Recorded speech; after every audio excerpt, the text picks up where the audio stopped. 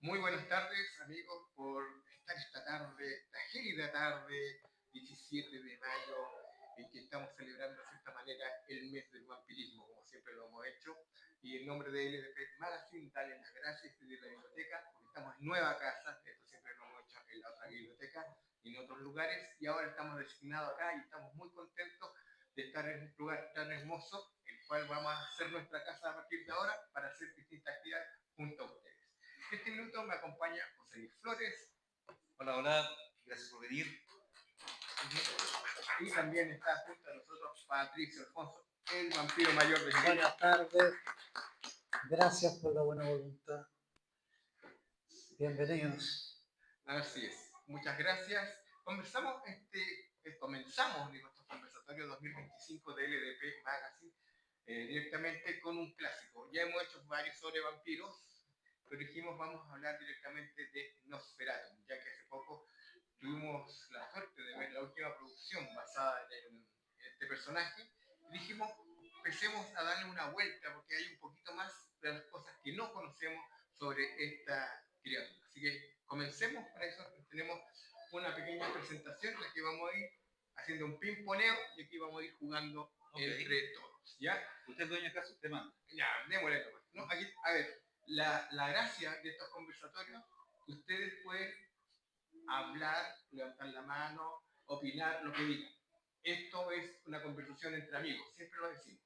No es que ustedes vienen a ver un tipo que está hablando como loro y ustedes se van, no. Aquí la que todos cooperemos y seamos parte de este día. Esa es la idea. Pero bueno, muy bien, comencemos chicos. Entonces,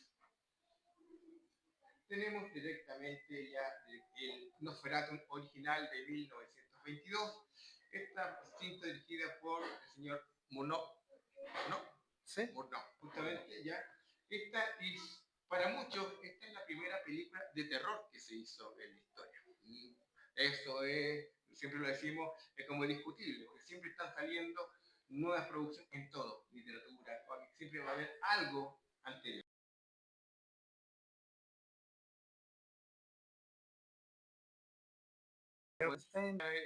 También es medio debatible porque estamos hablando de ciencia ficción cuando hablamos de Sí, Frankenstein, aunque siempre lo han tratado de tomar como si fuera de terror. Sí, a propósito de eso, me acuerdo de algo que decía nuestro amigo Mesías Diamantino. Ya. El terror no es un género. Decía, y lo cito casi textualmente, decía, el terror es una especie de discurso que se adhiere a diferentes géneros. Tú tienes, por ejemplo, que Alien es ciencia ficción, pero es terrorífico. Es ciencia terror. Claro, es ciencia terror. Es ciencia terror, como se le conoce. Sí. Bueno, entonces tenemos este filme, cual aparece en 1922 y directamente también esto está calificado como una producción de Prava Filme, una autorización no autorizada a partir del Drácula de Stoker. Esto causó hacer algunos estragos o algunas demandas que ya vamos a ver eso en detalle. Y posteriormente, en esta discusión que estamos viendo ahora, que supuestamente tendría que estar apareciendo, allá, sí, amigo. Sí. Bueno, hay que pensar cuáles son los orígenes de todo esto. Hay que pensar que durante la Primera Guerra Mundial, tanto el profesor Alvin Grau, él sirvió en el ejército alemán en Siberia, y aquí donde él conoce a una persona que le señala que su padre es un vampiro, o sea, un no muerto. Entonces él le queda dando vueltas en la cabeza todo esto y imagina que puede hacer alguna cosita más adelante con esta idea. A propósito de eso, hay varias tradiciones culturales en Europa, especialmente en el mundo eslavo, donde dicen que los vampiros atacan a sus familiares. Claro.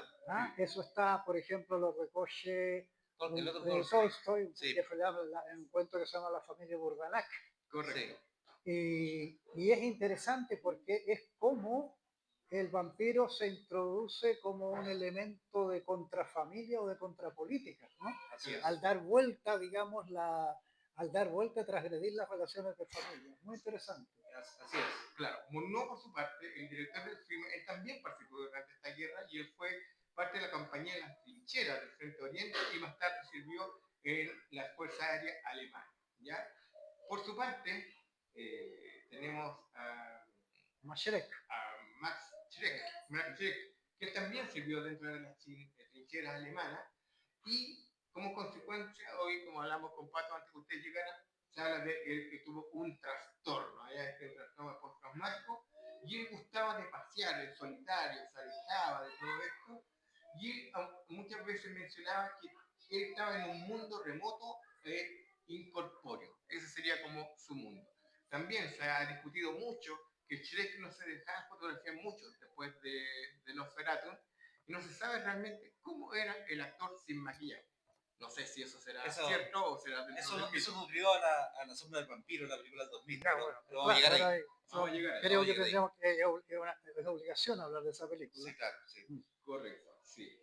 Bueno, se considera que estos traumas adquiridos por estos tres realizadores, fue la piedra angular para desarrollar finalmente este Nosferatu. Antes de que entremos en la película misma, quiero agregar que estos traumas que finalmente desvían la obra de Drácula original, también lo llevan a ser una pieza original, ¿cierto? Una pieza por sí misma. Y curiosamente, lo que lo aleja del texto de Bram Stoker, los acerca al mito del vampiro. Es muy curioso eso, porque no es algo que hayan intencionado. Pero el vampiro, sobre todo el vampiro rumano, ¿cierto? Es muy rico en diversidad. Y es muy alejado del cliché del vampiro que tenemos hoy. Tenemos al Strigoi, tenemos al Moroi, tenemos incluso un vampiro hombre lobo que es el Picolichi, ¿cierto? ¿Por qué traigo eso? Porque, como decía el Pato, el vampiro está muy ligado en Rumania, ¿no? Correcto. En Rumania está muy ligado a prácticas mágicas y también al trauma y a los actos en vida. Hay muchos vampiros que se transforman en vampiros por su mal actuar como persona viva, ¿no? Y en la tercera película lo mezclan con los Solomonari, ¿no? Que esta escuela de magia, los descendientes de Solomón, ¿cierto?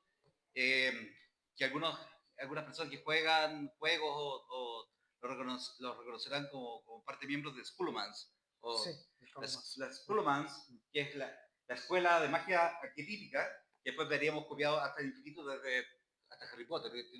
Hasta Mortis, me refiero hasta las versiones que hizo Miguel Ferrara. Sí, digamos. claro. El Mortis actual, no el Mortis de Juan Marino, sí. habla de la Scholomance en uno de los... Y en Scholomance están los seleccionados por el demonio, por el diablo, que son los Solomonari, que son magos y son brujos, pero también originalmente son brujos del tiempo, del clima, de la tormenta. Ellos dominan a la Ventoace, que son espíritus del viento, ¿no? Que traen los rayos, y son los únicos que pueden dominar, depende de la tradición, ¿cierto? Que pueden dominar el Balaur, que es un dragón único, ¿cierto? Que vive debajo del lago, o los Smough, que son una versión rumana de los Smeg, que son rusos, que son dragones, más bien, tú te graduaste, aquí está tu dragón, para que vayas a trabajar todos los días. En fin. Me acuerdo de un cuento de los hermanos Ten, que son Sí. especialistas en, por así decir, en cuentos de vampiros, que se llama El 10º alumno. Donde, claro. Sí. Cómo el propio Drácula es el que selecciona o no selecciona a una chica. Porque hay uno solo, es verdad, aunque solo Manati tiene muchos alumnos, hay uno solo que heredará su poder. Aunque esto va más bien en el reino de la magia, nosotros como consumidores de cultura pop nos separamos, esto es magia, esto es vampiro, esto es hombre lobo, pero la tradición, en el mito donde yo suelo pararme por mi trabajo, está todo mezclado, ¿no? Es que porque pasa que el vampiro es un ente prelógico. Claro, ahí no rige, si uno se fija, un muerto vivo es una contradicción en los términos. Pero eso para una cultura que es prelógica no tiene ninguna importancia. Claro, no tiene ninguna importancia. Claro, para nosotros tal vez sí que somos lógicos, aristotélicos, etc. Claro. Incluso clasificamos la magia de forma lógica de cierta manera. Esos son los esfuerzos del siglo XIX, sobre todo. Las luces. Las luces, que incluso la magia es lógica. Pero, un poco volviendo a esto, y hay un ingrediente que quiero agregar para que no se nos vaya antes que entremos a la película. El mundo de los gitanos, que aparece en las tres películas, Y en Drácula. Claro, y en Drácula también. Y los gitanos tienen su propia tradición mágica del vampiro. El mulo, que es un enemigo de la sociedad, ataca al pueblo, ataca al gitano, ¿no? Es claramente la representación del europeo promedio que quiere, pero de todas formas, claro, es eso, el seductor que te trae afuera y te saca a la gente de la comunidad, ¿no? Y eso, de tres maneras distintas, aparecen en las tres películas, por lo menos, ¿sí? Bueno, volviendo a este pequeño resumen, originalmente esto se estrenó en los Países Bajos un 16 de febrero del 2022, pero en Alemania fue el 4 de marzo de ese mismo año, en la Masmoral del Jardín Zoológico de Berlín, ya en medio de una gran velada que reunió a las socialites de la época. Dicen que iban todos muy disfrazados, iban muy de caballeros, muy de damas de la época, todos tratando de imitar lo que se estaba viendo en el film. O sea, fue todo un acontecimiento social este lanzamiento de esta producción. Y que, como decíamos con Pato, y lamentablemente para el perraje, para el resto del mundo, recién fue un 15 de marzo que la película pudo ser estrenada. O sea que el cosplay no es nada nuevo. No es nada nuevo, no es nada nuevo. ¿Dejas una pregunta del Pato? Dale. Para el 22, cuando ya se estrenó, ya había pasado la fiebre de vampiro, pero hubo una fiebre de vampiro en Europa, ¿no? Sí, sí. Bueno, lo que pasa es que, claro, quizá me adelanto un poco, no sé muy bien para dónde vas. ¿Ah? No hay para ningún lado. Ah, ya, ya. No hay ningún lugar donde ir. Ya. No, yo eso ya lo sé. Lo que pasa es que si tú ves la figura de Nosferatu, hablando del Murnau del año 22, no tiene este aspecto de galán que nosotros le hemos atribuido con razón o sin ella al vampiro en épocas posteriores. ¿Qué pasa? Que la primera ficción moderna de vampiros se publica en 1818 y es The Vampire de John William Polidori, inspirado en la figura de Lord Byron, que era un Dante, ¿no? Correcto. Entonces, esto tiene todo un trasfondo. El año 1815 hace erupción en Indonesia el volcán Tambora. Esa es la erupción volcánica medida más grande de la historia. Para que nos hagamos una idea, la famosa erupción del Krakatoa en 1883 arrojó al aire 20 kilómetros cuadrados de material particulado. Con ese volumen cambió el color de los cielos de Europa. El Tambora arrojó 150 kilómetros cúbicos de material particulado al aire. ¿Qué pasó? Que al año siguiente no hubo verano en el hemisferio norte, con las consecuencias trágicas que ustedes se podrán imaginar para la agricultura, la ganadería. En la China fue un desastre, en Norteamérica fue otro desastre, en Europa fue otro desastre. La gente esquiló las ovejas, como todos los años, las ovejas se murieron de frío, etc. ¿Qué tiene que ver esto con los vampiros? Bueno, la cosa es que a orillas del lago de Ginebra, en Suiza, en una casa que todavía está ahí, que se llama la Villa Diodati, estaban acantonados Lord Byron, John William Polidori, Mary Shelley y otros personajes más, Percy Shelley, el gran Percy Shelley. Claro. Y prácticamente no podían salir en el año sin verano, ¿no? A propósito, recomiendo un libro maravilloso de un escritor colombiano que se llama William Ospina, que se llama El año del verano que nunca llegó. No sé si estará en esta biblioteca, no tengo idea, pero lo recomiendo absolutamente. Y entre las cosas que hacían eran leer cuentos de terror. Se había traído Byron, que ya había caído en desgracia en Inglaterra, después de haber sido la gloria de Inglaterra. Se había traído los cuentos de fantasmas de Hoffman, ¿no? Y alguna vez se les ocurrió escribir también. Y ahí surgieron dos monstruos muy distintos. Por un lado el vampiro de fricción con Polidori y por otro lado el monstruo de Frankenstein con Mary Shelley o Mary Wollstonecraft, si ustedes prefieren. A ella le gustaba Chile. Bien, decía ya. A ella Bueno, le gustaba. bueno, no le he preguntado todavía. La cosa, hoy más rato le pregunto. La cosa es que, como decía alguien, ahí se engendraron estos mitos perdurables y salió cierto esto de que los volcanes producen monstruos, ¿no? Sí. Bueno, la imagen del vampiro, los Ruthven, que se llama el vampiro de Polidori, es un dandy, ¿no? Es un sujeto al cual tú dejarías entrar a tu casa, no como esta criatura que sale ahí. Claro. Entonces, lo que ocurre, claro, es poco mitológico. Claro. Entonces, lo que ocurre es que después el cine, en algún momento, claro, hacen esta película, pero ¿quién va a tomar después, por así decir, el relevo de esta película? Es el teatro. Para representar a Drácula en las tablas, ¿no? Y aquí se requerían dos cosas. Si ustedes leen el Drácula de Stoker, publicado en 1897, Polidori 1818, Drácula 1897, si ustedes leen el Drácula de Stoker van a ver que no es solo un cuento de vampiros, es muchas cosas más. Es un cuento de viajes. Hay tres viajes por lo menos principales, ¿no? Jonathan Harker a Transilvania, Drácula hacia Inglaterra, la persecución de Drácula nuevamente hacia Transilvania.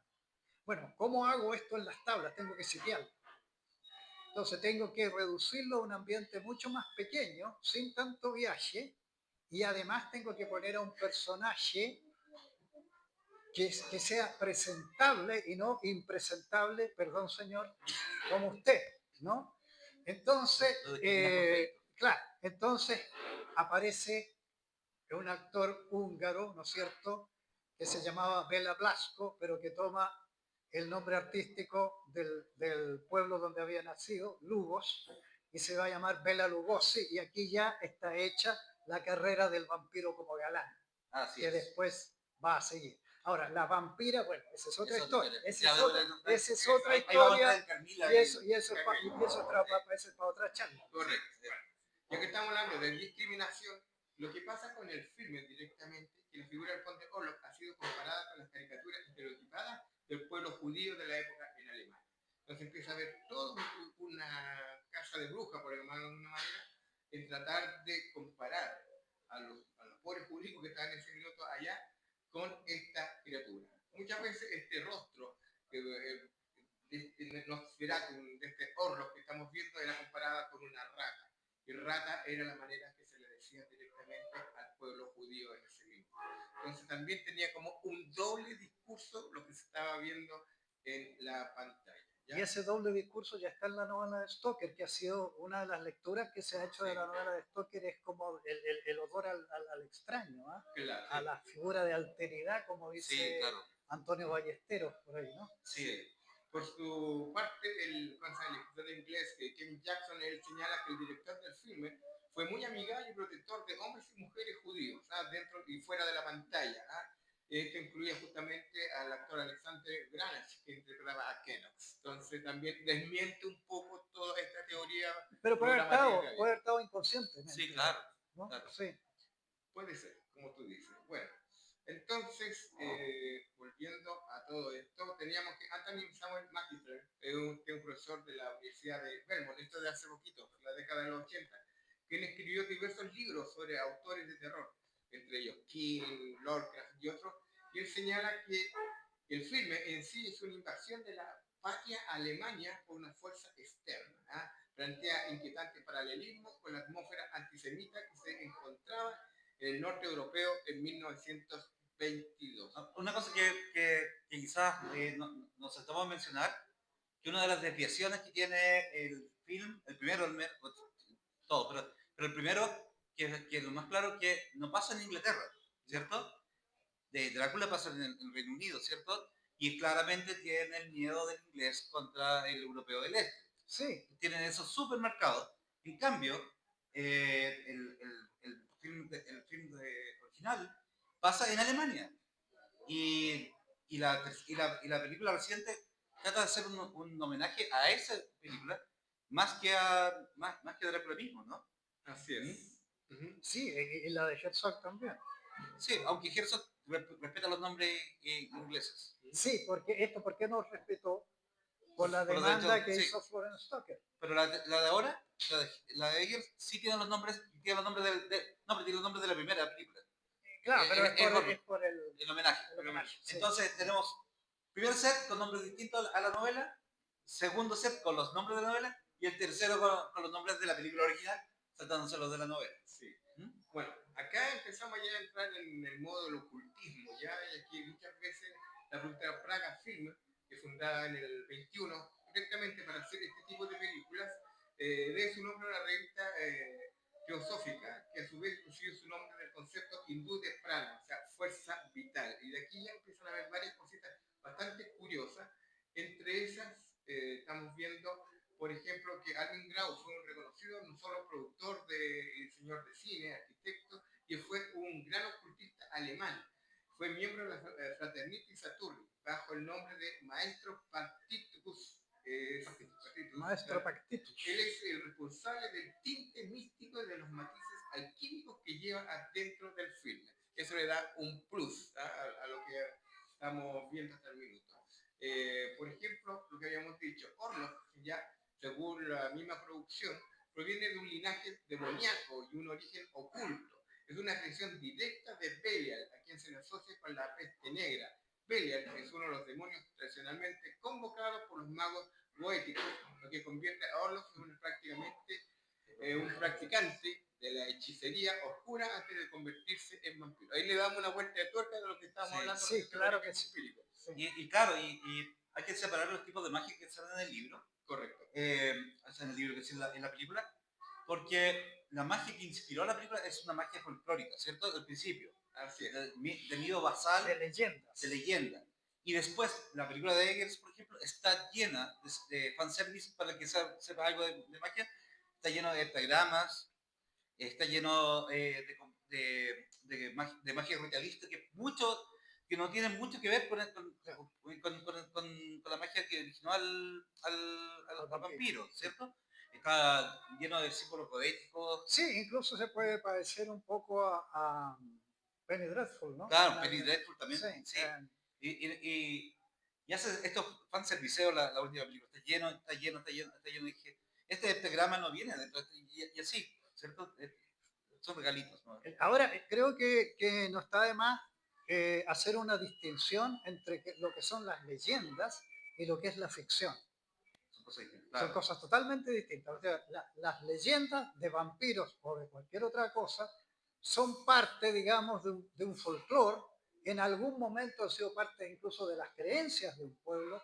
En cambio, la ficción generalmente tiene un autor o unos autores conocidos que saben que lo que están haciendo es un invento, ¿no? Entonces hay que distinguir las leyendas de vampiros de la ficción de vampiros. Por supuesto. Stoker hace ficción de vampiros, Le Fane hace ficción de vampiros, sí, claro. Polidori, Rice, hacen ficción, ¿no?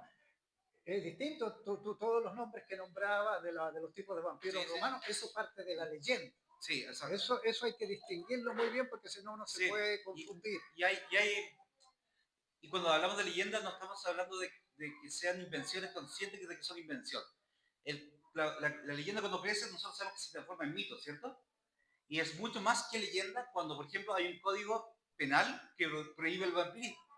O sea, en el Imperio Austrohúngaro, que donde se dice aquí los vampiros no existen, hasta, hubo un momento donde el vampirismo estaba penado por ley. O sea, y se abrían las tumbas y se destacaban los cuerpos.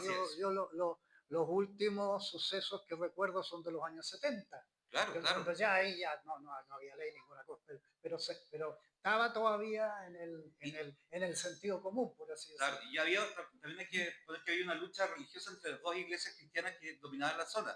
Los sacerdotes católicos decían que el vampiro no existía. No hay ritual para pelear contra el vampiro.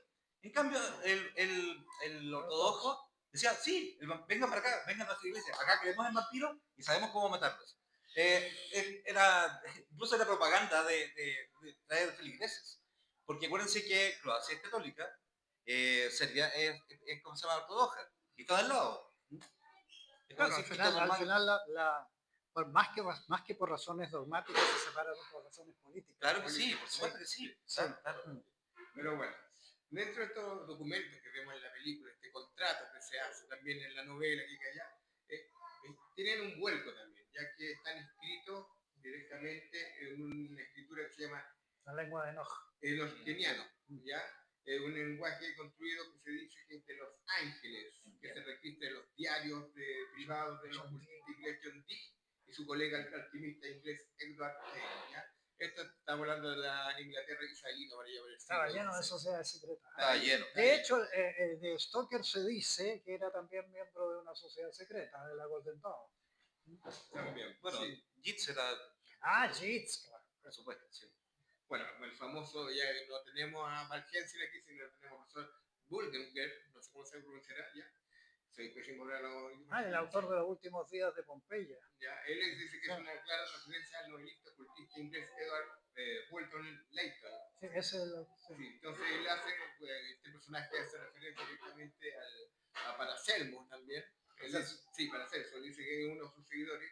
Y también se dice que la famosa epidemia no puede ser detenida, porque estamos frente a una epidemia de estas ratas, ¿ya? No se pueden detener métodos científicos, sino se tiene que hacer a través de un sacrificio de sangre. Eso es porque se ve la epidemia como castigo divino. Claro. Porque la única manera de pagar el pecado es la sangre. Nosotros Correcto. lo vemos eso en el cristianismo, en el sacrificio de Cristo, ¿no? Así es. Correcto. Lo curioso es que Paracelso per se, siendo un gran ocultista, dijo una cosa muy científica. Le enseñó a los doctores a lavarse las manos. O sea, antes no se lavaban las manos. Paracelso le puso que lavarse las manos. Sí. Una cosa curiosa de cómo se entera doña Florence Stoker de esta producción, porque no hay redes sociales como hoy en día, es que le llegó una carta anónima desde Berlín, que le manda un folleto que habla de este éxito De la película. de la película, ha sido increíble, y que el mismo folleto dice que es una adaptación libre de Bram Stoker Drácula. Entonces ella se cuelga de eso para hacer esta demanda. Y la gana. Y la gana. Pero ¿por qué hace esta demanda? Porque realmente está pasando No, por una crisis hay gente que juzga muy mal a la pobre Florence. Sí. Y dice que esta era una mujer con alma de Rottweiler. No, lo que pasa es que estaba pasando por una serie de aprietos económicos, entonces necesitaba los derechos porque de qué iba a vivir la vida. Correcto. Y ella cede esos derechos para la obra de teatro. Para la obra de teatro y después para la película. Y bueno, y llega un momento en que el nombre de Drácula va a ser, pasan 50 años y es de dominio público. Y un dato anecdótico, la primera vez que aparece el nombre de Drácula después de Stoker es en un cuento de un escritor norteamericano que se llama Mainly Wade Wellman. Sí. Y el título del cuento es The Devil is not mocked. Sí. Nadie se burla del diablo. Incluso hicieron había antes una paralela a Twilight Zone en esa época, ¿no? Había una que se llamaba Galería Nocturna. Me encantaba. A mí Era muy también, buena. yo era fan absoluto. Sí, y ahí llevaron esta historia, es que es de unos nazis que llegan al castillo de Drácula y es lo que pasa. Sí. Y esa es la primera vez en el año 1940 y algo, perdón por la imprecisión, en que aparece el nombre de Drácula legalmente, o sea, ya era legal hace mucho tiempo, pero parece que nadie se había dado cuenta. Sí. Entonces, ahí va. En letras de Moll. Pero bueno, como te decía, cuando ella da esta autorización para realizar esta obra de teatro en Nueva York, nunca recibió un peso. El tipo le negó, se hizo el tonto, se corrió. Le dio largas. Le dio largas. Aquí, en este librito que está acá, que también lo recomiendo, Ese es muy bueno. de David Stahl, se cuenta toda esta historia del proceso de escritura de Drácula, sí, de cómo se hicieron las películas. Bueno, bueno. Sí, bueno, Doña Flores ganó el juicio y por derecho la orden fue que se estaba... Destrúyanse las copias. Se estaba Quémense. Destrúyanse todas. pasando por encima el derecho de autor, que hoy en día también tenemos muchas peleas por eso mismo. Y este juicio dice que se destruyen todas las copias y los negativos que existen. Pero algunas sobrevivieron. Menos mal. Sí, pero hay una cosa curiosa que a mí me llamó la atención. Por ejemplo, aquí sobrevivieron con suerte algunas copias. Pero si nosotros miramos el director del viaje a la luna, Georges Méliès. Georges Méliès llegó a un punto que él destruyó todo su material. Destruyó todo. Y lo que conocemos es totalmente distinto porque se grababa a dos cámaras. Entonces, era la misma escena, pero eran ángulos distintos, que se notaban muy poco. Y ese era el material que le había mandado a su hermano a Estados Unidos. Vamos a hacer una cosa. Dígame. Esto lo pueden saber también en la historia de la película Metrópolis de Fritz Lang. También. Porque durante muchos años la versión que se daba de Metrópolis viene con escenas cortadas. Sí. Entonces sale un fondo negro y dice, en esta escena falta lo que ocurre. No sé si ustedes vieron un capítulo de Los Simpsons cuando Homero no podía recordar lo que le había pasado cuando estaba borracho. Y hace un corte con música y ponen una escena en blanco y negro así súper rara. Así se veía Metrópolis, esa es la referencia que hace. Correcto. ¿Y qué es lo que pasa? Tal como decía, Metrópolis se grabó a tres cámaras. Una cámara para la versión europea, una cámara para la versión de Estados Unidos y una cámara para la versión latinoamericana. Hace poco lograron restaurar y poner la película completa porque encontraron unos negativos de la película en Argentina. Ahora, esos negativos estaban en muy mal estado. Están borrosos o rayados y por más que han tratado de restaurarlos no van a quedar mejor que como están. Y ahora, o recién ahora, hace menos de 10 años, se puede ver la película Metrópolis completa gracias a ese parchado que lograron hacer. Correcto. Y acá pasaba lo mismo con las películas nuevas y sobre todo este tipo.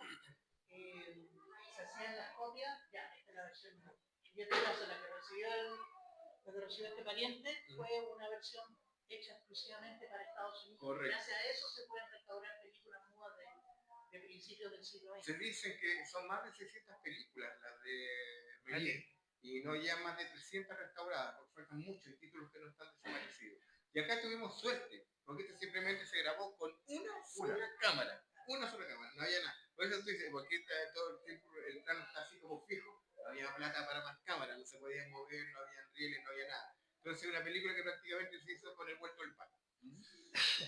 Oye, una de las cosas que yo lamento de las demandas de Florence es que iba a haber una versión ilustrada de Drácula maravillosa.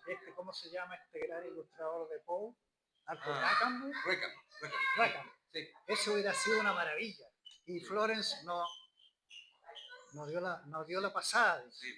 Bueno, como decía Terren, la gracia fue que se pudo restaurar esta primera copia en una calidad más o menos decente y una amplia distribución en esta copia gracias a una que se llamaba MoMA. Este era del Museo de Arte Moderno de Nueva York. Y ya gracias a ello y en cortesías de ello, hoy en día existe Nosferatu para todo el mundo. Y también existe una versión como coloreada. ¿Te das cuenta que realmente en blanco y negro? Pero está pintado. Está pintado. Está pintado. También hay una versión animada, bueno, es la misma. Sí, bueno, considerada actualmente Nosferatu como una obra maestra del cine expresionista, es verdad. Increíble, introdujo técnicas visuales innovadoras como el uso de las sombras dramáticas y la manipulación de los tiempos en pantalla, que influyeron profundamente en el cine terror posterior. Oye. Pero en la época, muchos críticos dijeron que cómo se ocurrían hacer una película de terror y filmarla en pleno día y que se notaban los filtros. Esa es una de las grandes críticas que había en los periódicos de la época. No, y también se criticó mucho el plano fijo que usaba. Por ejemplo, no sé si han visto la película, todo lo que se detiene en una sola imagen. Sí. Cuando sale en el barco, cuando está en la ventana. Sí, los planos fijos, sí. Claro, los planos fijos fueron muy criticados en esa época porque lo encontraron arcaicos y faltos al dinamismo que el cine presentaba en esa época. Sí. Pero bueno, Esa parte muy bien. Tengo entendido que los estudios en Bremen están en pie. Mm. Donde se filmó. Vamos a Bueno, ver. no tienen tantos problemas con la mafia inmobiliaria como en Chile. Sí. No existiría la casa. Bueno, con el tiempo se empezaron a hacer algunas cositas y aparece esta cosa que se llama el manuscrito encontrado de Sarancuela, con doble B, tal cual como Es que eso suena como a una parodia del manuscrito encontrado en Zaragoza del conde Justamente, Botoque, ¿no? esta es una parodia y a partir de un metraje inglés de apenas de 8 milímetros, empieza a utilizar por el director Díaz Noriega esta producción que cambia los diálogos de la película muda por una sátira sobre la transición española a la democracia, donde el presidente Arias Navarro se convierte en el conde Navarro. Ya no sería Orlok, sería Navarro. Y también cosas así en la foto. Seguramente. Yeah. Entonces se toma el metraje original y se transforma en un chiste. Yo encuentro que es una falta de respeto, porque lo hemos visto un montón de veces. Sí, bueno. Yo no he visto este metraje, Tampoco. Así que no carezco de opinión. Sí, pero bueno. Y de ahí ya saltamos a este remake directamente. Los fantasmas de la noche. Sí. Hay una cosa que no dijimos. ¿Perdón? Que no dijimos que es importantísima. La palabra Nosferatu. Tienes toda la razón. La palabra Nosferatu no existe en el rumano. Parece rumana. Suena como rumano. Parece como que dijera no nacido. Es cierto, porque hay tipos de vampiros muy famosos que son hijos no nacidos de padres no bautizados que vuelven a molestar a la familia. Eso sí existe en el folclore, pero no se llaman así. Se llama Nictiran o Nictiratu, pero no se llaman Nosferatu. No. Es una mala traducción, pero la palabra sí suena terriblemente rumana. Suena así, claro. Ahora tú dabas otra etimología, posible que era una etimología griega, ¿no? Griega también, sí. ¿Ah? Sí. Que era el que trae la peste. Así es. Claro, hay un Nick Pesti, pero es Nicoforos. Todas las palabras de origen griego que terminan en foros vienen del verbo forao, que es significa portar. Claro. Cristóforo o Cristóbal, digamos, el que porta, el que lleva a Cristo, ¿no? En fin. Correcto. Entonces este es el que trae la peste, lo toma la película con el... Claro, pero de rumano, nada. Nada. Sí, nada. Entonces tenemos esta película de Werner Herzog. Werner Herzog, ahora, este es un remake.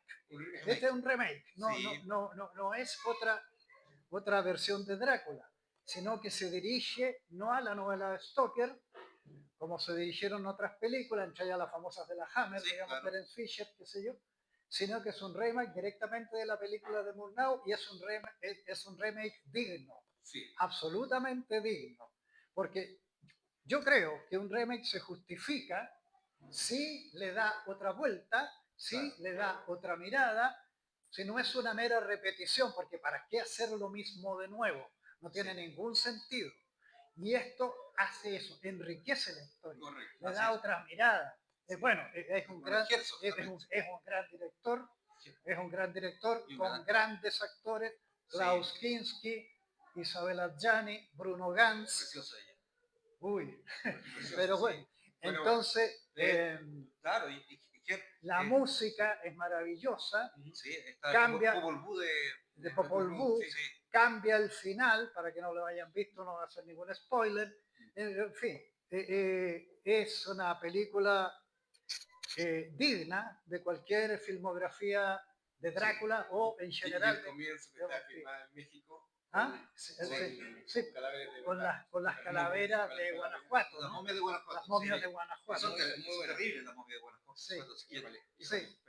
Pero lo cierto es que él sí toma los nombres, como decíamos, los nombres de la obra original. Sí. Él toma los nombres de Stoker y no de Murnau. Sí. Claro, exactamente. Sí. Según el director, dice que Nosferatu no es un monstruo, sino es una fuerza de cambio ambivalente y magistral. Cuando la peste amenaza, la gente arroja sus propiedades a la calle, descartan los atavíos burgueses, se produce una reevaluación de la vida y sus sentidos. Viene la peste y los dandis ponen las mesas en la calle y hacen una fiesta fabulosas, digamos, a las puertas de la muerte, Sí. esas escenas son inolvidables, igual que cuando llegan las ratas. Claro. Y ustedes saben cómo hacían las películas Herzog, que era lo más enemigo que hay de los efectos especiales. Las ratas son ratas pintadas. Sí. Las fueron pintando una por una, las ratas que aparecen en la No la fue película. una por una. Ahí voy a contar Bueno, hay cómo una. fueron. Bueno, Metieron sí, sí, no fue una sí, por una, pero sí. bueno. Bueno, Sí. y hay que decir también, el hambre que tiene la película no es la misma hambre que tenía la primera película. Y eso es interesante, porque digo, si tú ves la película, voy a tener otra hambre. Este quiere tomar el romanticismo también, y los diálogos del vampiro son preciosos, cuando escucha la música de la noche. La carencia de amor es el dolor más abyecto. abyecto. Sí, sí, es precioso. Entonces, el vampiro duele. no es la otra existencialista. Es sumamente Es totalmente existencialista, existencialista. el Y eso vampiro es una duele. cosa totalmente, claro. El El vampiro duele, sufre. sufre, sí. Sufre. Y escucha la música que es de noche. Pero bueno, para exigencia Century Fox, que está detrás de todo esto, pidió que se hicieran dos versiones, una en inglés y la otra en alemán. Según el director, dice que la más auténtica es la que está hecha en alemán. Pero aquí, a diferencia, ¿te acuerdas que hay un Drácula que se utilizó la misma escenografía? ¿Te acuerdas? Una para hacer la versión en español y la otra versión en... La de Lugosi. Bueno, Lugosi, hicieron la versión Browning. Browning hizo la versión con Bela Lugosi. George Melford hizo la versión en castellano con, ¿cómo se llama el actor? Ramón Villarías, en castellano, que muchos consideran que es mejor que la que hizo Todd Browning, que es más teatral. Además es más, además la española se rodó de noche, Sí, ¿no? En los mismos estudios. Esta película se dio por perdida también, hasta que se encontró una copia en La Habana, en la Filmoteca de La Habana en algún momento. Y yo creo que sí vale la pena mirar. que lo que más vale de la película de Browning es Lugosi. Correcto. Sí, por supuesto. Lugosi llena la pantalla. Sí. Pero aquí según... Pero como trama, como película, además que es más osada, Sí. en más de un sentido, Sí.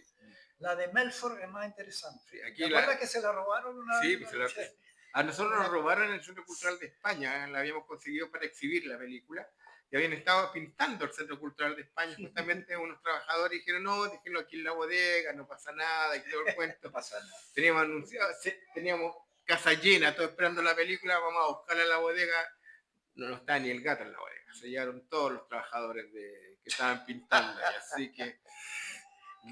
Premio de Consuelo está en HBO Max. Claro, Gracias. Sí, Gracias, sí. Terrence. sí, pero bueno, el cuento es que acá dice que a diferencia de esta versión que estamos hablando con Pato, que se filmó una de noche la otra día, acá terminan de rodar la escena y la volvieron a repetir en inglés. Fue una locura hacer esa filmación. Pero bueno. Pero a Herzog siempre le tocó el esfuerzo doble en todo caso. Sí. No, pero es que a ver, un hombre que hace una película sobrepasar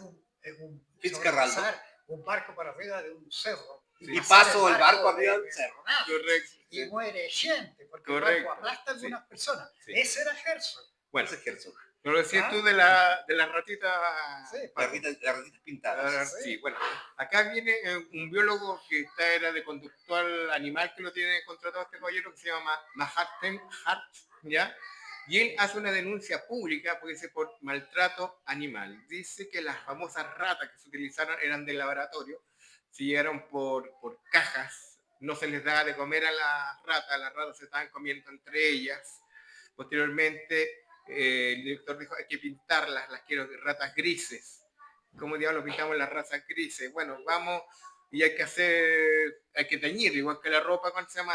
En un fogón. Tiñeron las ratas. Tiñaron las ratas, agarraron las ratas. Son la especie que aquí conocemos como guarenes. Guarenes, sí. Ratos norvegianos. La echaban Y es hasta... mucho ¿sí? más difícil conseguirse una rata gris que una blanca que están en... Correcto. Claro. Entonces dice que agarraban las ratas, las echaban a la olla, las dejaban tapadas por un par de minutos para que se impregnara la pintura, pero el agua estaba hirviendo. Entonces sobrevivían la mitad de las ratas. Y pasó lo mismo, dice, que con ovejas, caballos y otras cosas, pasó exactamente lo mismo. Así que el tipo estaba furioso y hizo esta demanda directamente a lo que estaba pasando. Bueno, son estas curiosidades que van van pasando. ¿Ah? Sí, así que bueno, ahí ya vemos esta conducta por maltrato animal. Después viene lo que sería una continuación directa, según lo italiano, Sí, de esta película que se llama Nosferatu en Venecia. es una secuela, Sí, Sí. es una secuela muy mala, dirigida por este Augusto Caminito, ¿Mm? que a veces se hacía llamar Alan Cummings. Sí. Sí. Claro, y ahí el pobre Kinski se prestó para esa cosa. Necesitaba dinero. Sí. Sí. No, según lo que estoy averiguando, dice que Kinski estaba muy contento con el proyecto, porque le habían dicho que era increíble, que era maravilloso, pero a mitad de camino se quedaron sin presupuesto, sin plata. El mismo, ¿cuál se llama? Director de la película y productor dijo, quiero hacerlo con mi compadre que está aquí al lado, que somos muy buenos amigos, vamos a dirigir entre los dos la película. Terminaron peleados, trajeron otro director. Al final fueron como 4 o 5 directores que entre todos trataron de armar una amalgama de escenas y fue muy mal grabado. Lamentablemente la cinta fue muy maltratada por la crítica y fue mala. Sí, sí, y eso que fue para muchos su debut en el Festival de Venecia pasó sin pena ni gloria, así que sí, y la idea era continuar, ¿eh? La idea de ellos era continuar haciendo otras películas, pero con esto no, lamentablemente no pasó. Después viene esta La sombra del vampiro. Esta buena. Del año Esto 2000. hay que aclarar una cosa inmediatamente. No Dígale. se trata ni de un remake ni de una secuela, No. sino de un ejercicio de metacine.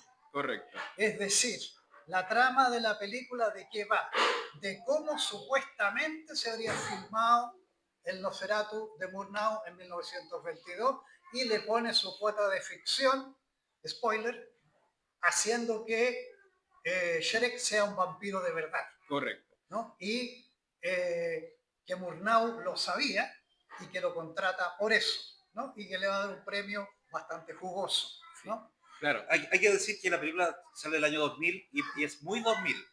Es una película... Es del 2000. Sí, del 2000. Es muy 2000. Y me gusta mucho. Sí, ¿no? y a mí Sí. me gusta. Y es un tipo de vampiro que se ha explotado un poco, pero que me gusta mucho porque encaja perfectamente, que es el vampiro postmoderno. Esa película respira postmodernidad, estamos haciendo metafficción, la metafficción es la herramienta básica del postmodernismo, ¿cierto? Es grotesca, pero también es fragmentaria, no es una historia que una persona que no conozca las otras películas pueda ver tranquilamente, tiene que saber quién es. Pero hay que dejar en claro que tú no la puedes poner en la filmografía de Nosferatu. Claro. Porque no es una versión de Nosferatu. Claro. Es sobre Nosferatu. Y gran actuación de William Dafoe como Masherek y de John Malkovich como el director Murnau. Sí, claro. Y Dafoe ahí, ¿cómo se llama? Después volverá. Así que eso es muy divertido. Sí. Dos veces Nosferatu. Me atrevo a recomendar. Sí. O sea, no que él sea Nosferatu en la segunda película, pero digo... La gracia es que esto está basado en un libro de 1953, que justamente es aquí donde proponen esta dualidad, como estamos hablando, y a través de su escritor que se llama Ado Cairo. Sí. Entonces, de ahí viene esta dualidad, creo, y es bastante interesante y que se sigue utilizando posteriormente en otras producciones. Claro.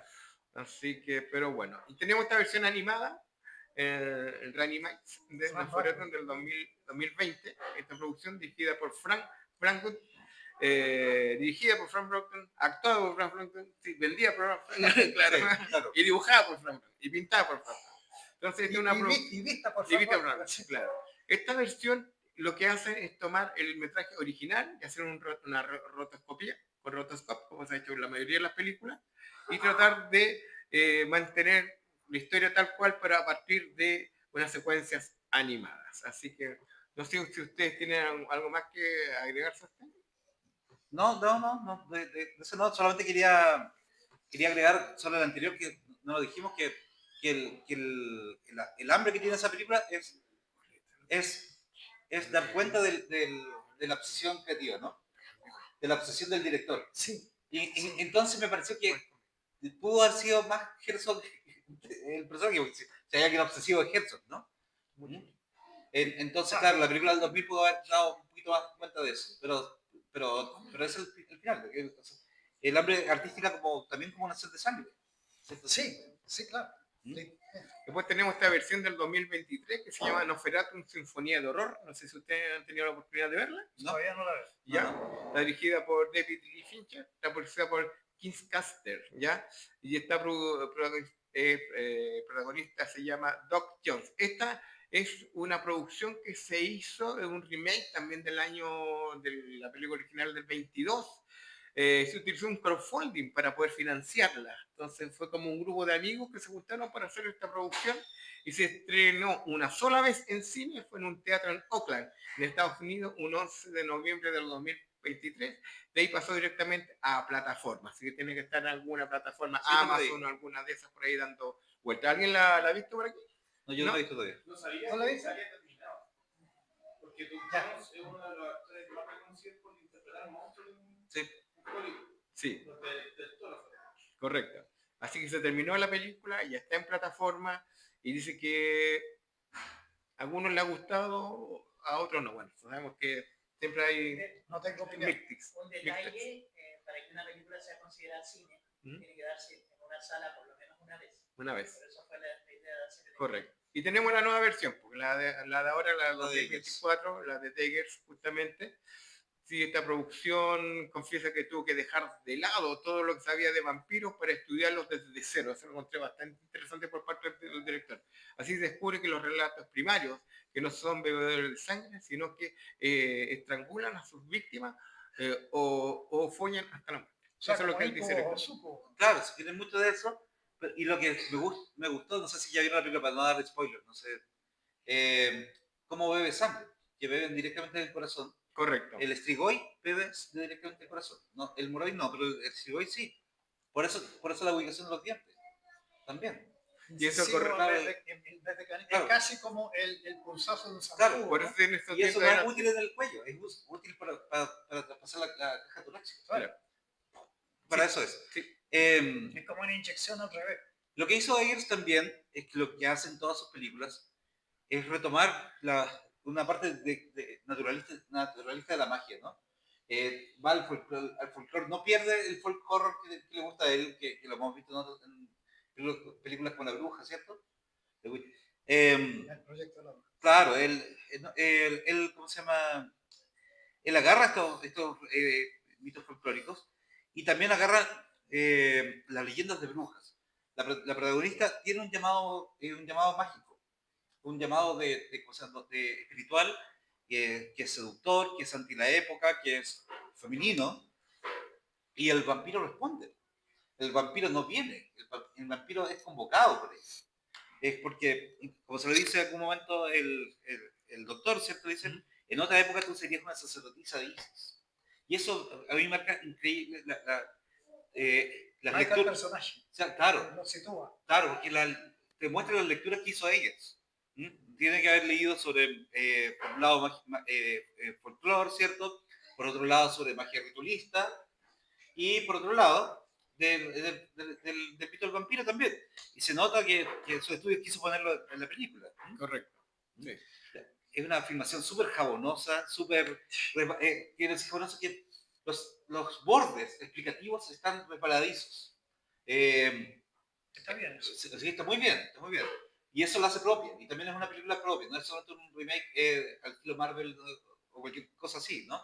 Es una película interesante. No sé si la amé, ni mucho menos, pero es interesante la propuesta, sobre todo desde el punto de vista místico, es muy interesante, ¿sí? Sí. Además, mucho le queda por la parte de esta ocultismo que se utilizaba al Iba principio, y tiene que ver a, directamente con la ¿cómo producción se del llama 22. la actriz? Bueno, iba a ser Anya Taylor-Joy. Sí, claro. Originalmente Hubiera sido más amada la película porque... yo creo que sí. Sí. Y muchos han discutido también por qué este Nosferatu tiene bigotes. Por nosotros leemos Drácula, el personaje tiene bigotes. En el Bram O sea, Stoker sí. Sí, Incluso hay algunas películas donde aparece, hay un documental de la BBC que lo hizo, como no, Christopher Lee, claro. donde aparece con Vlad Tepes. Claro. Derechamente con... Era una cosa masculina. Sí, Más, el casco lo- sí. Es una cosa masculina ¿cómo se llama? De Transilvania, ¿sí? Correcto. Sí. Sí. Bueno, esa sí está Otra, presentación. hay algo que, Sí. hay algo que ustedes vieron, seguramente Salem Slot, Claro, por supuesto. basada en la novela de Stephen King, Sí, claro. del mismo nombre, que se hizo una serie y se hizo una película. Correcto, Así es. sí. El look del vampiro es Nosferatu. Es Correcto. Nosferatu, exacto. Sí. Ustedes se acuerdan. Sí. Y hay una escena muy terrorífica donde aparece de repente, ¿no? Sí. Y como El, con The Brolock, que también tenemos Sí. a, ¿cómo se llama? A Bodenhofer, claro, Claro. una especie de Nosferatu. Ustedes ven en la novela Drácula que Brolock también es uno de los nombres que se le da a Drácula. Sí, sí. sí. Sí, Hay una, y hay ahí una lo- larga lista de nombres que como que lo conocen y Brolock fue uno de esos. y además también tenemos vemos la evolución de las 3 películas. También voy a devolver un poco a los gitanos, que los gitanos son distintos de las 3 películas. En la primera son simplemente un punto de alteridad, ¿no? Aquí estos sonoros son muy diferentes a nosotros occidentales, ¿cierto? Incluso nosotros europeos orientales, los gitanos son distintos. Después son la barrera de advertencia. No vaya para allá, porque van, ¿cierto? El que va al castillo queda envuelto en la sombra del vampiro, etc., ¿cierto? Pero en la tercera se ven activos, ¿m? Y se ven haciendo rituales antivampiros, ¿cierto? Y cargados de misterio y erotismo, ¿cierto? A diferencia de la novela de Stoker, que son los aliados de Drácula. Exactamente. Y lo ayudan a preparar el viaje. Exactamente. Que fue una cosa que molestó mucho también a la gente de origen Roma, ¿cierto? Porque claro, porque de todas formas, ellos son los que inventaron varias formas de matar vampiros, ¿cachai? Incluso hay técnicas de matar vampiros con botellas. Encerrarlo en una botella, claro. Sí, Vampiro sí. en una botella, sí. Como los genios. Claro. Bueno, pero más allá de eso, también es una evolución curiosa, que cuando ves evolucionar a los más pequeños, puedes verlo como evolucionar a los más grandes, ¿cierto? Así que, bueno, esta sí esta presentación, por ahora conversemos entre nosotros. Preguntas, aportes. ¿Quién quiere comentar? Un cagüeneo nomás, ahora viene la conversación. Sí. Claro. Sí. Aporten. Dudas, preguntas, las sillas son livianas si quieren arrojarlas. Está bien. Pero advierto que Patricio contraataca y es un vampiro de verdad. Lo que pasa es que hablaba recién sobre la evolución del vampiro y por supuesto que el vampiro tiene que seguir evolucionando. Porque cualquier obra creativa evoluciona o te quedas estancado y desaparece y nadie habla de ti. Es como estratos. Claro. Es como estratos. O sea, no es que lo primero desaparezca, ¿Sí? sino que es como un edificio de varios pisos. O como las capas geológicas que se le va añadiendo. O como una torta. Lo que pasa es que yo muchas veces lo pensé, es decir, claro, aparece Bela Lugosi, pero Bela Lugosi es una adaptación de la obra de teatro. Sí. Tú lo piensas, la gente que haya sido actor, que haya trabajado en obras de teatro, tiene que pensar también en lo más práctico. Se habla del conde Drácula, vístelo como un tipo que va a la obra. Por eso tiene la capa, la medalla, la corbata blanca, todo. Que te dé inmediatamente la sensación de aristocracia. Es más práctico morder el pecho que el cuello, pero también es un recurso teatral, es mucho más atractivo. Claro, morder el cuello. Morder a alguien con un escote grande y morderlo en el cuello. Bueno, y tiene un, que tipo maquillado como rata, porque esos colmillos son de rata. Son de lauche. De rata, Sí. de Mickey Mouse. que salte por encima de alguien y lo muerde en el pecho. No creo que haya sido muy atractivo ponerlo eso en una obra de teatro. ¿Y qué es lo que ocurre? Pero eso digo, que el vampiro se convirtió en una figura seductora. Y llegó al extremo con el carne del vampiro, con Crepúsculo. Incluso lo tienes en la Hammer con Christopher Lee, que Exacto. si bien es cierto que es brutal, a la vez es atractivo. Claro. Y otra cosa, o sea, una gran gracia que tuvo Christopher Lee cuando empezó a ser de Drácula, que ya no era un tipo elegante, que cuando llega Harker al castillo le dice, bienvenido, adelante. Sí. Uno de los vampiros anteriores estaba muy acostumbrado a hacer eso. Sí. ¿Sí? Luego Sí. Pero luego sí tiene esa actitud media macabra, así como que... Bueno, pero ahí hay un punto que también tiene que ver con Stoker cuando escribe, y Stoker es irlandés. No puede haber sido sordo a las leyendas propias de Irlanda, el Depside o algunas veces se mezcla con el Irancide, Ujú. es seductor y chupasangre. Entonces, ahí tenéis seductor y chupasangre, y es antiguo. Entonces, si bien es femenino, pero bueno, claramente Camila sí bebe de eso. O sea, Bueno, una de las fuentes de Drácula es Carmila. por supuesto, Claro, claro. o sea, Entonces tenemos, claro, quizá la vuelta larga, pero la seducción es presente del mito del vampiro bien antiguo, bien antiguo. Estos vampiros celtas que se parecen más bien a los feéricos, pero beben sangre igual, y te seducen. Esta niña que está balanceándose en un balancín, ¿cierto? Y como se llama, te llama cantando muy parecido a la Banshee, pero el canto es atractivo, ¿cierto? Como, Una sirena. como el de una sirena. los rusos tienen una sirena de bosque que se llama siren, que también puede tener características vampiros de cuando en vez. Pero es un pajarillo. Como hablábamos recién, los pájaros vampiros. Ujú. ¿Algún aporte más? ¿Algo que quieran comentar? Amigos, por acá. Con confianza, con confianza. No mordemos. No, Ya todavía no. O ya no. Esa es la Muy noche. tem- es muy Esa es temprano. la noche. Claro, Esa es la noche. Sí, de las 11. de la hora de 11. ¿Diga? ¿Cuál sería como adecuado a estos tiempos el vampiro? Es una buena pregunta.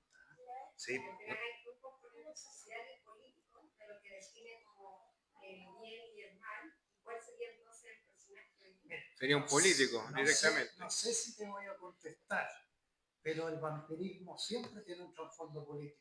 Absolutamente. Esta cosa que hablábamos recién de, digamos, transgredir el orden de la familia, ¿no?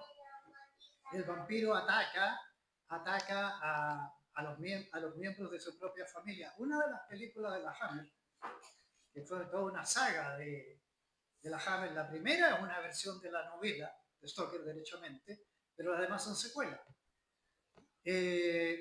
La segunda película, que se llama Brides of Drácula, Las novias de Drácula, no aparece Christopher Lee, aparece una voz en off al principio donde dice que Drácula ha muerto pero quedan sus discípulos. Entonces Drácula aparece reemplazado por otro vampiro, pero este vampiro en una de esas escenas muerde y vampiriza a su propia madre.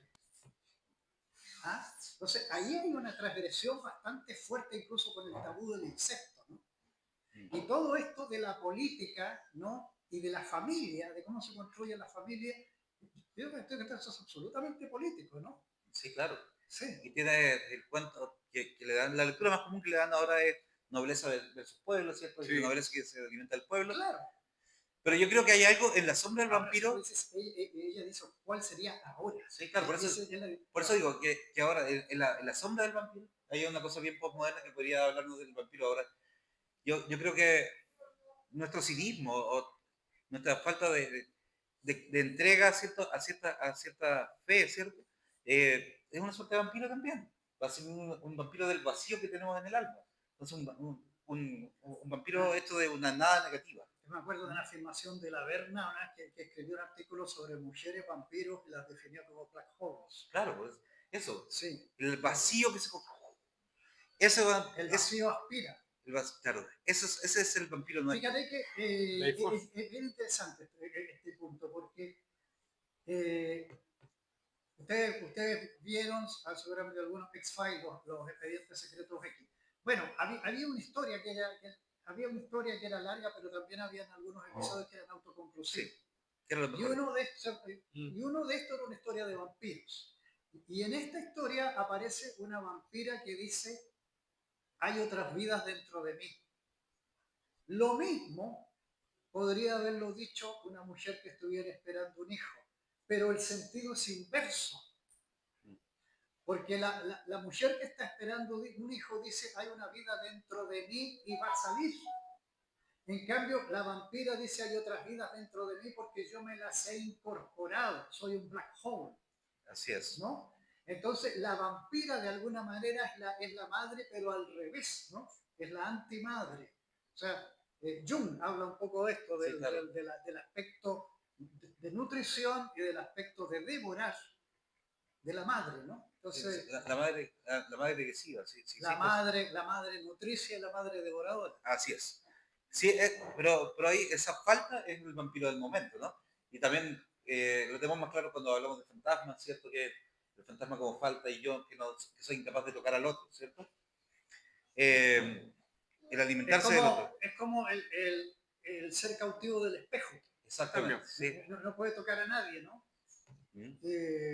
El vampiro es un ser del espejo, es decir, por eso no se refleja en el espejo. Y esto ya es interpretativo. Sí.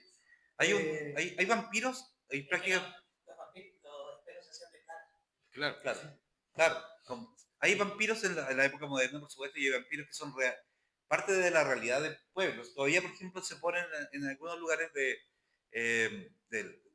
centro-sur de África, prevención para que no entren los Hatse. Los Hatse son básicamente una luciérnaga que con su trompita te bebe la sangre, pero que es en verdad un brujo. ¿Y qué hace el brujo? Elimino a mis enemigos, a mis competidores, muy parecido a lo que haría un brujo chileno. Una descorporalización. Exactamente. Se mete en las casas y bebe. Pero en ese caso es un vampiro utilitario que nos habla de peleas tribales, de peleas de la realidad en varios lugares. Como Castigo. De castigo, exactamente. Y es moderno y es actual, no es una cosa del pasado, es un mito que no tiene más de 100 años.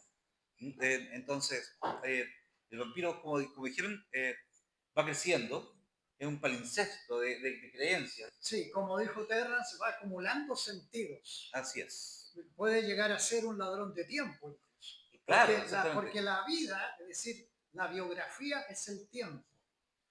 ¿Qué es lo que se le ha acabado al muerto? El tiempo. Claro. ¿De dónde puede sacar tiempo? Robándoselo al que está vivo. De otra manera, el vampiro está conectado con los ritos funerarios. Un rito funerario mal hecho hace que el muerto no se vaya. Así es. Y se quede, y bueno, acuérdense que en nuestro lenguaje a los familiares de los fallecidos le llamamos los deudos. ¿Por qué se llaman deudos? Porque nosotros les debemos algo. Exactamente. Y si no se lo pagamos, va a venir a cobrarse. Voy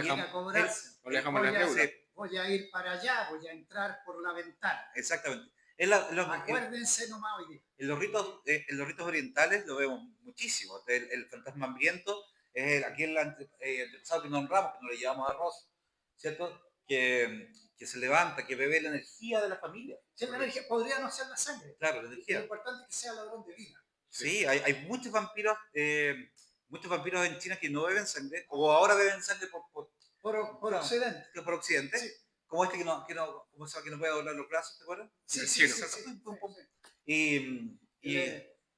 Y claro, pero el fantasma bebedor de energía también existe. Claro. De hecho, en la naturaleza es normal beber sangre. Hay muchos animales que se alimentan de sangre, zancudos, pulgas. Lo raro es tomar leche. Eso sí que es raro. Eso sí que es raro. Anda a buscar un animal que tome leche de otra especie. Nómbrame uno solo. El perro y el gato. Pero las hormigas no son mamíferos. Tú lo enseñaste. Pero las hormigas se toman la leche de los pulmones. Sí. Varían a los pulmones como si fuera En helado. estricto rigor, eso no es leche. No es leche, claro. Sí. Porque no es producido por mamíferos. Correcto. Sí. Bueno, ¿alguna pregunta más de la gente? Sí. No, aprovechando esto que estamos hablando acá. No, pero más la en Coquimbo, me acuerdo, yo era niño y había fallecido un vecino de ahí. Y me acuerdo que lo entraron por la puerta y cuando terminan el velorio el día siguiente, lo sacan por la ventana. Y yo pregunto por qué. No. Dice, es para que no regrese. Claro. Los ritos funerarios están hechos para proteger a los vivos. A los vivos, exactamente, sí. Hay mucho temor al cuerpo muerto también. Sí. Acuérdense que los intocables en India eran los que tocaban a los muertos. En Egipto había una casta especial de esclavos bien pagados que tocaban a los muertos. Así es. Ya, señores, si no hay más preguntas. Sí. No. Hay, en la cultura latinoamericana, ¿hay algo que se asemeje a esto? ¿Al vampiro? A un ser que Hay varios. Hay varios. ¿sí? O sea, seres vampíricos, pero no vampiros en honor al no ser no muerto. Claro, hay dioses que se... Hay dioses vampiros. La sangre del alimento es que resulta que en muchas cosmovisiones A diferencia de nosotros que somos lógicos, aristotélicos, en muchas cosmovisiones es muy difícil distinguir los muertos de los dioses. Claro. Entonces, el muerto de alguna manera es alguien que pasa al mundo de los dioses. Y la ofrenda, en muchos casos, la ofrenda preferida es la sangre. Claro. Y ahí los sacrificios, ya sea humanos o de animales. Y tenemos, por ejemplo, a animales vampíricos como el piguchen, ¿no? Piguchen, ¿cierto? Sí. Que, si vamos a tomar la leyenda más antigua, es una serpiente voladora que ataca a mujeres y niños cuando van a buscar agua, cuando están en el bosque, y bebe su sangre. Y después viene una leyenda colonial, ¿cierto? Que ataca a los animales y seres menores. Pero la original es sumamente temerosa, porque además crece a dimensiones imparables para volver a achicarse y volver a hacer un ciclo serpentil, ¿no? Pero es un ciclo. Claro,